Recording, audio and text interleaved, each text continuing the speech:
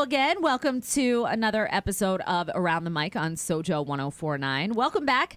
If this is your first episode, we've got several others, so you can always check those out. But we welcome you to Around the Mic if this is your first one. Welcome. This is a little... That was creepy. I'm sorry. Welcome to Around the Mic. This is a little bonus content that we provide for our listeners where we can expand on topics that we just don't have time to on the air. And yeah, so it's Heather DeLuca with you, and with me is Chelsea Corinne, midday host. And we've got another round of The Bitter End today. And we're also going to play a game called Thank You Next. I like it. I like it. We're both sort of working ponytails, buns, top knot situations raining out. today. It's like pouring. It's and raining. So you came in today looking like that. I came in looking like this. I'm wearing a Marvel like t-shirt, long sleeve t-shirt, and Heather's dressed like nicely and has makeup on. So I went out to my car, to my purse, and grabbed like mascara and eyeliner, so at least I didn't look completely atrocious. Yeah, but what winds up happening is because look at her wings, her eyeliner. I just don't understand. Like, this little bit that I did on the side here, I was crying in my mirror trying to get it right. And she just is just like, yeah. Practice. I do practice, and I make a mess out of my face. I wind up looking like a raccoon. Do you know how many YouTube tutorials I've watched? I just can't make it happen. Okay, so the first thing I want to ask Chelsea about today is I saw on the Hidden Valley Ranch, yes, I follow them on Instagram, they have released a miniature keg. They came out with this over Christmas time. Of ranch dressing. Yes. I'm not a ranch girl. So Hidden Valley Ranch salad dressing it's like the OG, right? I mean, it goes on everything. You can mix it into marinades. You can just make it as a dip. You can put it on your salad. It just never not works. So my question for you is, if you could have any condiment in a miniature keg size, what would you choose? Oh my god, that's a hard question because I know some people would say ranch because a lot of people are ranch people. People dip their pizza in ranch dressing. Are you a dipper, a ranch dipper with your pizza? Mozzarella sticks, I've seen people do. That makes more sense to me than the pizza. I sort of can't get behind that. Some people do it with their wings too, and I'm a blue cheese girl. If it's honey barbecue, it's ranch. Ranch? If it's buffalo, it's blue cheese. And like a lot of blue cheese. But condiment, I don't know. I would maybe mayo. I love mayo. See, my mind immediately I know exactly what I would want. Or maybe sriracha. Or I like the chipotle flavored Tabasco sauce. I don't know. What would yours be? Miracle Whip. Oh, I don't like Miracle Whip as much as mayo. Like regular Hellman's mayo. Well, I like that too. I know it sounds weird. If I have like a Kaiser roll, and it's fresh, and I'm really making like lots of turkey, lots of cheese, lots of tomato, it has to be straight up regular mayonnaise. But I discovered Miracle Whip by accident at my friend's rehearsal dinner. Was more of like just a home thing. Yeah. And it wasn't at like a restaurant or anything. And so I picked up on a knife what I thought was mayonnaise. And then when I bit into my sandwich, well, lo and behold, something tangy hit my taste buds. And I didn't like it. And I was like, I can't finish eating this. So I remade another one with mustard. And then I got home. And the next time I had a sandwich, I wanted the Miracle Whip. I was like craving it. I don't think I've ever had Miracle Whip, to be honest. I just love it, and I will dip my French fries in it. I will put it on anything. Well, I'm the same way with regular mayo, and so I'll dip French fries in mayo. Absolutely, I put mayo on fish sticks and on like fried fish in general. Especially and I kind of like it better than tartar sauce. I put ketchup and mayo on them. But I just am a condiment fanatic to begin with. I love ketchup. Put ketchup on my eggs. I put ketchup on my macaroni and cheese. I put mustard on my grilled cheese. I just love condiments. So do I. I don't even necessarily know sometimes that I like the food that I'm eating. I think the condiment, like that's just a vessel to get the condiment into my mouth. Sour cream too. Sour cream and cream cheese. I could eat sour cream out of the container. Same thing with cream cheese. So could I. Sometimes I will chip away at it with just like the quarter of a knife until there's almost nothing left. I should have just picked up a spoon and eaten it. So if you could have any condiment in a mini keg size or even bigger than that, with you at all times. Oh, that's such a good question. A disgusting amount of condiment. What would it be? You can let us know by tweeting us at SoJO-1049FM on Twitter, or you can simply comment in the comment box below, because we actually filmed this for YouTube, so you can actually watch us in the studio making these hand gestures of kegs, miniature like the kegs or kegs. Miniature, like the Heineken kegs. That's what it looks like. That's what it looks like. Heineken kegs. So yeah, check that out. It's on social media if you want to. So we're going to jump right into our next segment, which is called Thank You Next. Thank you, Ariana Grande, for sort of bringing this back into the fold, because now it's become the new Bye Felicia. Yes. Thank you next. And I really like the song because I think it's the most like productive breakup song I could hear. True. Where she's not kind of man-hating. She's almost saying, I'm grateful for this experience. It's going to teach me something. Exactly. And then I'm going to move on from here. So she's not hating on her exes. She's almost like thanking them for the experience. Yeah. But I thought, gosh, there are so many things that I've sort of put the hand up recently and been like, thank you, next. I'm so over it. Okay. So the very first thing I'm saying thank you next to. Okay. The Bachelor. And The Bachelorette? Bachelorette. Oh, Bachelor yes. in Paradise. Anything. ABC. Please. People who watch it, please. I don't understand. After all these seasons, they have to know that the women who get onto The Bachelor, they just look so opportunistic. Oh, they so look bad. Why are they okay with one man kissing 20 other people? If you were dating somebody and you found out that they were also sort of semi-dating or semi-hooking up with 20 other people, and it's perpetuating catfights between women, I don't like it. Have you seen that there's a meme now going around of The Bachelor saying, you know, when your woman gets mad at you for dating, you know, another girl, but they'll sit and watch it all night long. They'll watch and binge watch The Bachelor. I've never seen, I am proud to say it, I've never seen an episode of The Bachelor or The Bachelorette. Never watched What an episode. happens is I wind up watching the very first episode where they all roll up one by one in the limousines. Yeah.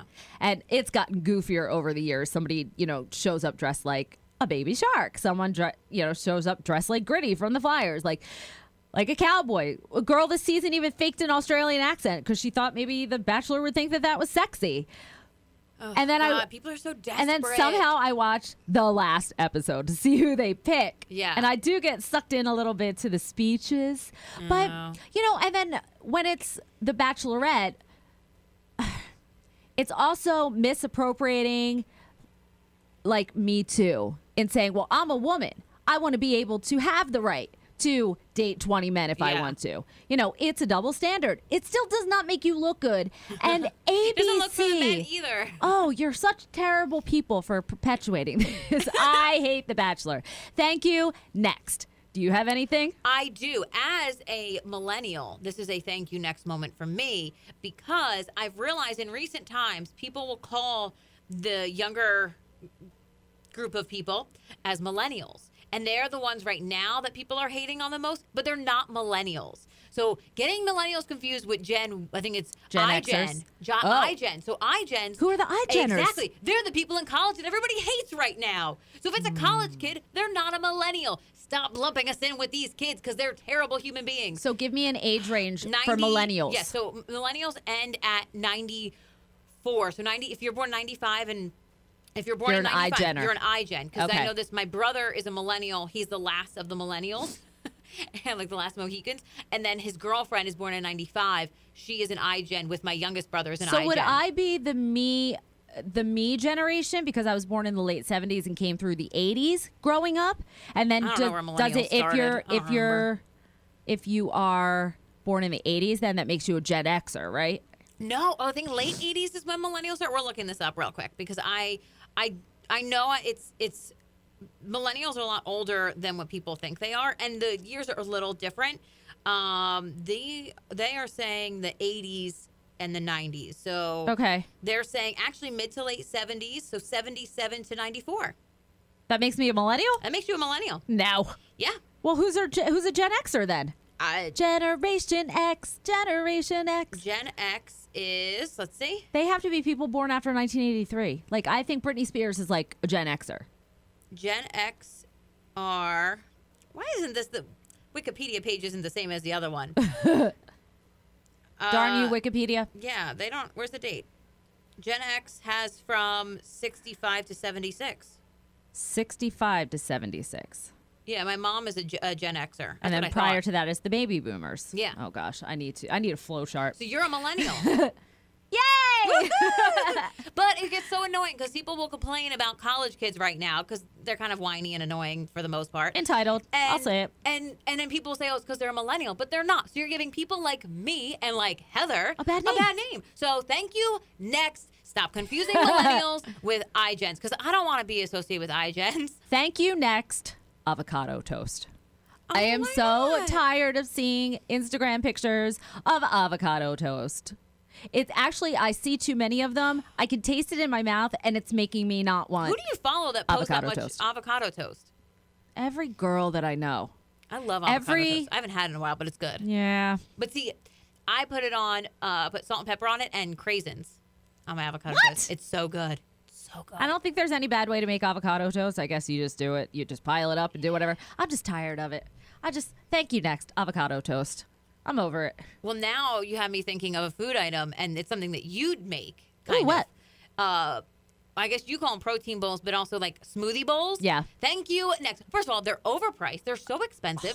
And it's just a smoothie kind of mixed up, and then the toppings on top of it. Can I also tell you? In a bowl. And then it melts so fast. I don't and like then you're eating just water. I don't like the places that put too much ice in it, because then what happens is it freezes all the fruit and the stuff on top of it, and I don't want that. I don't like things that are too cold in my mouth. Yep. Thank you. Next to smoothie bowls, protein, whatever you call them. No. Okay. Bye. Thank you. Next, beauty influencer wars on YouTube. Yes. Gosh, I cannot. You YouTube beauty influencers, you've bought into your own hype. Oh, God. You are creating drama and telling yourself that you are more important than you are. It's makeup. You got to stop ripping on each other. It's makeup. I'm tired of seeing serious. this. I've had to unfollow people like Tati. And did you see her recent video? She's taking a step back. Oh God! Oh my gosh! I cannot film 5 videos a week. I cannot for one more moment talk about new mascara and foundation. Which you don't have to say anything, and that's what annoys me about the YouTube. You don't community. have to say anything. Just do nobody's it. Going to care. Just I promise do you. it. They've shown if you take a step back and you don't post videos for a while and you don't even say anything, you just change it. Your followers aren't going to leave. I promise. But they do it because then that video gets a lot of views. But then you see like Jaclyn Hill. There's Jaclyn Hill divorce drama videos. Every week. There are entire channels dedicated to the drama tea. Channel. Yeah, I watch drama channels. Yeah, Peter Mon is my man. It's like literally enough already. I love Peter Mon. There was one YouTuber. She's not she's not a beauty influencer. She's like a lifestyle influencer. And she, I guess, suffered a miscarriage, which is horrible. Yeah. But she said, this is the 3rd time I've tried to film this video and I couldn't get through it. So by the 4th time that you film it, to me, you're looking like you're crying crocodile tears because you've rehearsed it so many times and tried to film it so many times. It comes across as disingenuous. Keep that private to yourself. But the ones where they're fighting with each other and I saw so-and-so, at a party and they just totally ignored me. And it just starts this, I just don't, thank you. Next. Thank you. Next to internet trolls. As somebody who enjoys mean comments, I'm not going to lie. Like, I love when people make mean comments about me. I live for it. But people nowadays are like, they're just mean. They're just excessively mean. It's just cruel. It immediately goes into attacks. You can't have a conversation with anybody anymore. And I remember when like AIM and stuff first came out, and my mom would always tell us the one thing is if you're not going to say it, if you don't say it to somebody, you wouldn't say it to their face, don't say it online. Yeah. And then that kind of whole rule went out the window. It's Facebook bravery. It's just like everybody will say anything to anybody that they don't know. Strange. They stalk their pages and they'll say, oh, well, I get it. Like, I get why your man left you because they'll see that they're divorced. I'm like, that's just, what? Are you that sad of a person that you have to do that in your life? Like, how sad are you? There's a podcast that became very popular called Dirty John. It was a true story, ended up becoming a Bravo television limited TV series event with Connie Britton and Eric Bana about this man who made it his life's work to manipulate and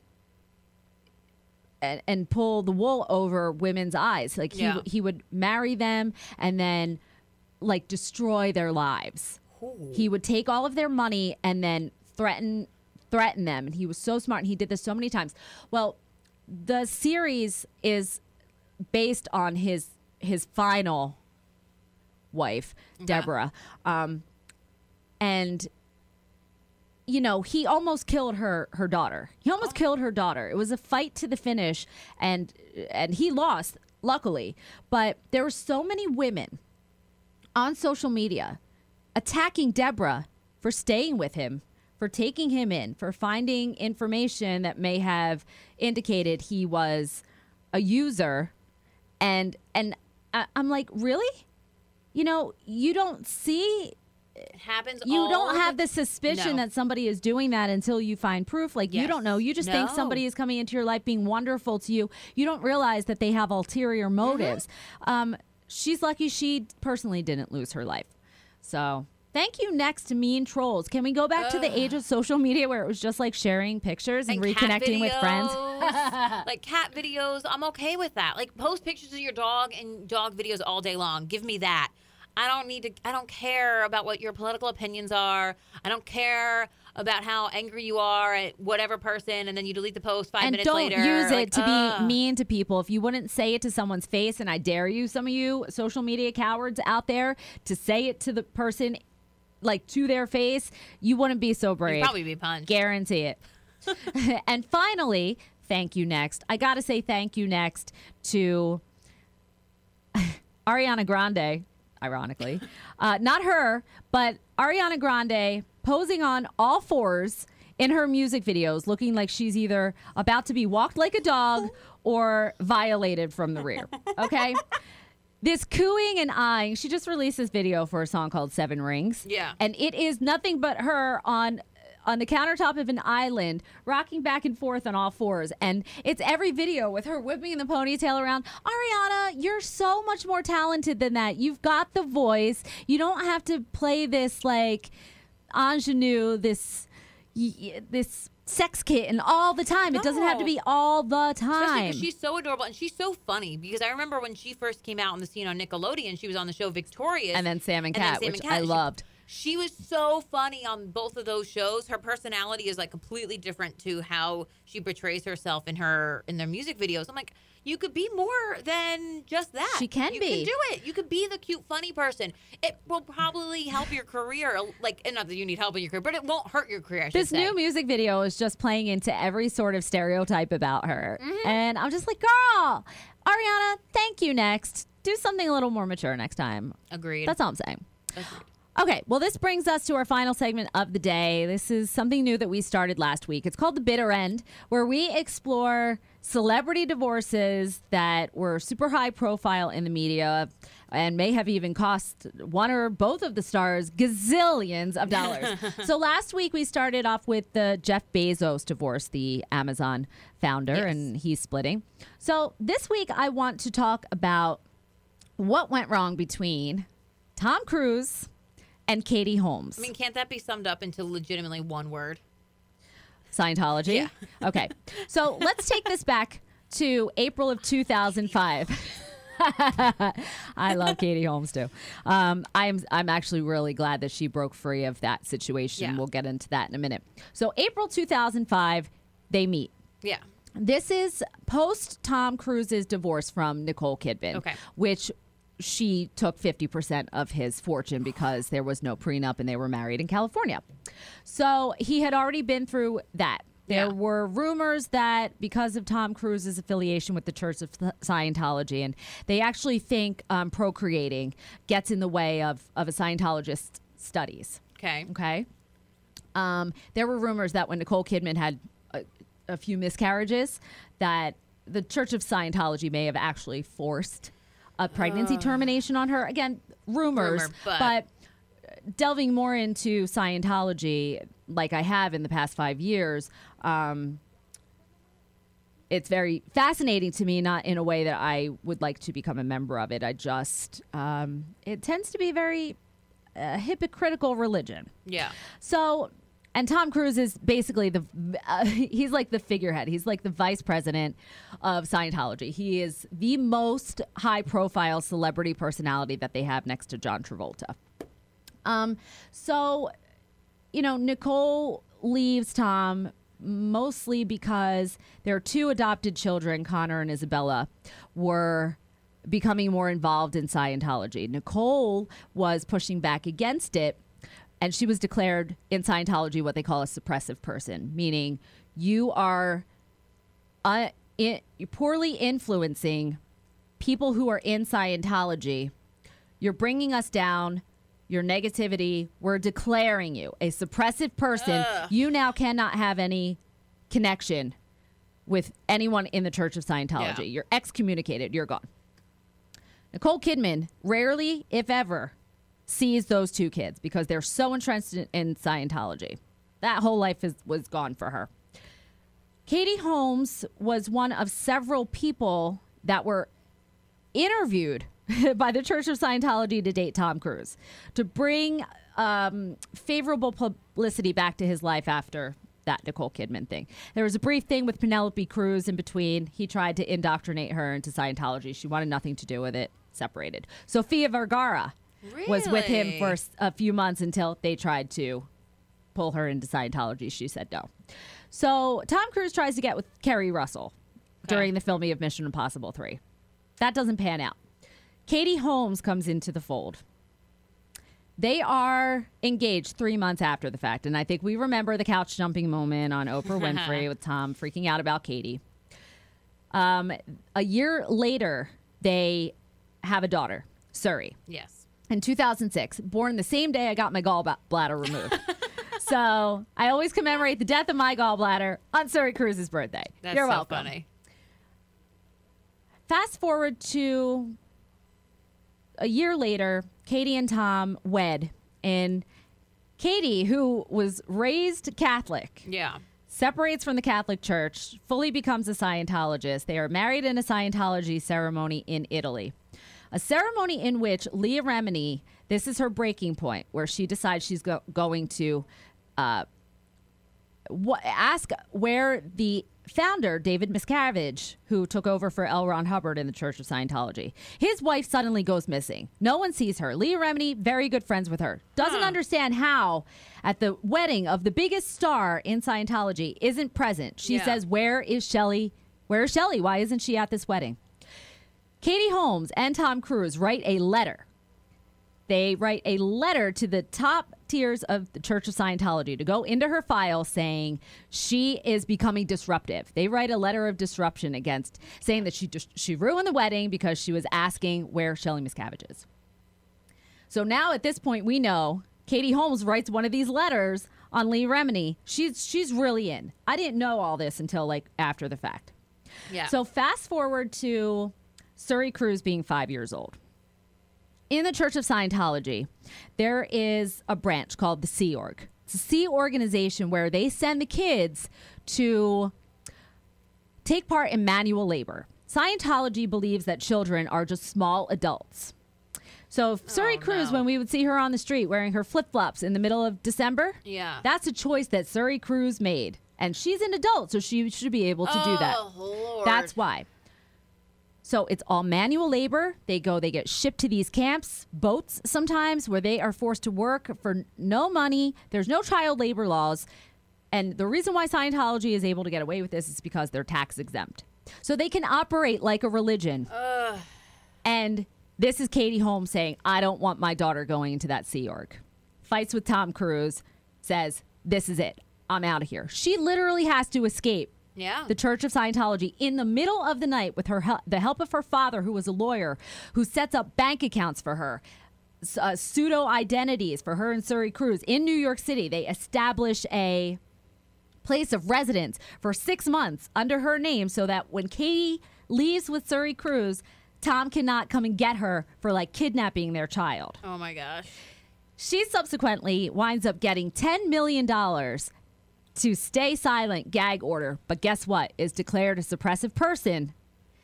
Now, her daughter, who is no longer a Scientologist as well, this is why Tom Cruise no longer sees his daughter, Suri. Which is such a, like, and I remember when they were married. What does Katie Holmes do? She returns to Catholicism. Yeah. I remember when they were married, too, it was that he wouldn't let her and wouldn't himself, like, there's no also holding the child. Like, you weren't allowed to hold a child and, like, you know, a kitten as a baby. Like, that's an important thing with all animals. You have to, that connection with the mother and being held is extremely important in child development. Not in Scientology, because that's taking you away from your studies. You can't climb the bridge. You can't get to that next level of enlightenment if your time is taken up caring for your child. That child is just a former adult being coming through in the next form of life. It amazes me when it comes to Scientology how big of an organization it is, and it's just, and you read about it, and there's a church in my town. There's the Scientology church, which I kind of refuse to call it a church. It's not a church. It's their whatever you want to call it, clubhouse. They call it an ideal org. Whatever it is, there's one in my town, but it's just like you read about it and you're thinking, what sane person is doing this besides the fact of just the absolute desire to feel like they belong to something. So, and I think that has a lot to do with a lot of these things. Is it offers to help you clear your mind, exercise actually, any demons, any negative thoughts that are holding you back. It teaches you that because you lived in another life, you have the tools inside your brain to do anything that you want to do. So it removes all barriers from your life. You can accomplish anything. Tom Cruise says it cured him of his dyslexia. That's great. If there are principles that I think that there are in any religion, there's a basis of, you can, treat others the way you would want to be treated. Yeah. The golden rule.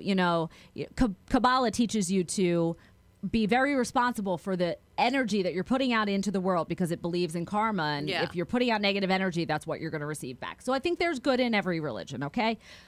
But when it manipulates families to the point where you can no longer be with your child because they're a suppressive person because they don't want to participate in the Church of Scientology anymore, it destroys families. So that is how Katie Holmes had I never knew the full story. And think about how silent she was during the 5 years that they were married. You didn't hear a peep out of her. She was barely allowed to speak. They didn't want her talking. They didn't want her talking. I also noticed that when she first started dating Tom Cruise, only a few years, and they say this with stressful situations, you see it with presidents, they age rapidly. Mm-hmm. Katie Holmes, I think, aged so fast. And I think it was the stress of that situation and of that marriage and of that lifestyle that ruined her. There's a book called Movie Star. Okay. It's a novel. But there are rumors that Katie Holmes actually co-wrote that book. Oh. And it was written under what do they call it? Pseudonym? Pen name? So that's good to read. I want to check that out. Also The Arrangement, the TV series that was on the E! Network, which sort of mimics how the biggest star in the world, shopped for a new girlfriend for the cameras and pulls her into this religion, this cult. If we really want to say. It really is a cult. And I hate that Tom Cruise is in it because I am a huge Tom Cruise fan. God. Tom Cruise is such a likable actor. He's a good actor. He does his own stunts. And I'm like, that's just, if you just got rid of that one thing out of your life, it would be so amazing. But he really thinks what he's doing is helping to better the planet. They call it clearing the planet. They want to rid the world of bad and leave behind good. And the only way that they can do that is through these practices of Scientology. I went to see Mission Impossible Fallout by myself on a Saturday, and I didn't even tell anybody that I went because I was so embarrassed. I felt like such a hypocrite saying, Tom Cruise isn't getting my money. I gave it to him. He's so good, though. I know. He's so good. And David Miscavige, who is the head of the church now, he's from Cherry Hill. Really? Yes. I didn't know that. Yeah. Interesting. If you want to learn more about Scientology, if you want to see Scientology exposed for what it really is. There's a great HBO documentary that was made by Paul Haggis, who is a director. He actually wrote the film Crash that won an Academy Award. He co-wrote A Beautiful Mind, I think. Love that movie. He left the Church of Scientology and made a documentary called Going Clear. And, of course, I recommend the the Leah Remini series. I never saw that Scientology in the Aftermath. Really but, you know, I'm glad Katie Holmes broke free of that as much as I love. And she seems happy. They photograph her in New York City. You see Suri wearing the proper footwear and attire during the winter. We lost a couple seconds there on the video. Okay, no problem. Just we're really happy that Katie Holmes separated from that, and she's living a life, and it seems like she's with Jamie Foxx and happy. So her and Jamie Foxx though probably will never get married. He says he won't marry, but she's okay with it. But if she's okay with it, that's at least she's happy. I would be so scared if I were her to ever get married again. True. And I think it's ironic that Jamie Foxx talks about booths, Scientology booths being set up on the set of Collateral, which he was in with Tom Cruise. And now he's married to Tom Cruise's. Well, he's like with Tom Cruise's ex-wife. Anyway, so Tom, you know, if you ever want to live happily ever after, you got to, I just pray for the day he sees the light and maybe gets out himself. I thought there was a rumor that he was about to get out. The church will collapse. Yeah. The church will collapse. Again, this is nothing. I just want to disclose this. Nothing against people who practice Scientology. I'm sure that just like any religion, you seek something and you seek enlightenment. And I say, go forth. But as with any religion, you should do your research beforehand. And this is just an optic observation of what we saw play out in the media with Tom Cruise and Katie Holmes. So if you have any comments on what we discussed today on this episode of Around the Mic, then please tweet us. We're all over social media, SoJO 1049 FM. Again, we film our podcast now, so you can head to SoJO 1049 on YouTube. Love for you to give us the subscribe so you always know when we post new episodes. And Chelsea Corinne, you can listen to weekdays from 10 to 3 on SoJO 1049. I'm Heather DeLuca, and I'm with you 3 to 7 weekdays. And we will catch you next time on hopefully what will be a more jovial ending to the next episode of Around the Mic. Peace.